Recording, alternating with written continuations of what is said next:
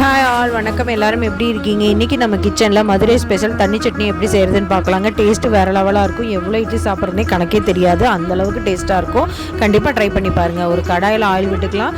4-5 பூண்டு சேர்த்திக்கோங்க. ஒரு சின்ன துண்டு இஞ்சி, 4 பச்சை மிளகா, ஒரு பெரிய வெங்காயத்தை கட் பண்ணி சேர்த்திட்டு கண்ணாடி பதம் வர வரைக்கும் நல்லா வதக்கி எடுத்துக்கலாங்க. தேவைன்னா கொஞ்சம் உப்புளி சேர்த்திக்கோங்க. இது நல்லா வதக்கி எடுத்து ஆற வச்சுட்டு ஒரு மிக்சி ஜாருக்கு மாற்றிடலாங்க. இப்போது 1 கப் அளவு பொட்டுக்கடலையும் சேர்த்திட்டு தேவையான அளவு கல்லுப்பு சேர்த்திக்கலாங்க. இதை நல்லா அரைச்சி எடுத்துக்கோங்க. இப்போ ஒரு கடாயில் ஆயில் விட்டு கடுகு, உளுந்து பருப்பு, கடலைப்பருப்பு, வரமிளகா, கருவேப்பிலை பொடிசாக கட் பண்ணி வச்சிருக்கிற 5-6 சின்ன வெங்காயத்தையும் சேர்த்து நல்லா வதக்கி விட்டுறலாங்க.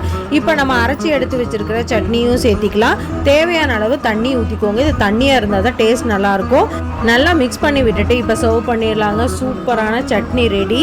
கண்டிப்பாக ட்ரை பண்ணி பாருங்க. இட்லிக்கும் வீட்டு தோசைக்கும் செம காம்பினேஷனுங்க. எவ்வளோ இட்லி சாப்பிட்றதுனே கணக்கு தெரியாது. டேஸ்ட்டு வேறு லெவலாக இருந்துச்சு. கண்டிப்பாக ட்ரை பண்ணி பாருங்கள். பிடிச்சிருந்தா லைக் பண்ணுங்கள், ஷேர் பண்ணுங்கள், சப்ஸ்கிரைப் பண்ணுங்கள். தேங்க்ஸ் ஃபார் வாட்சிங்.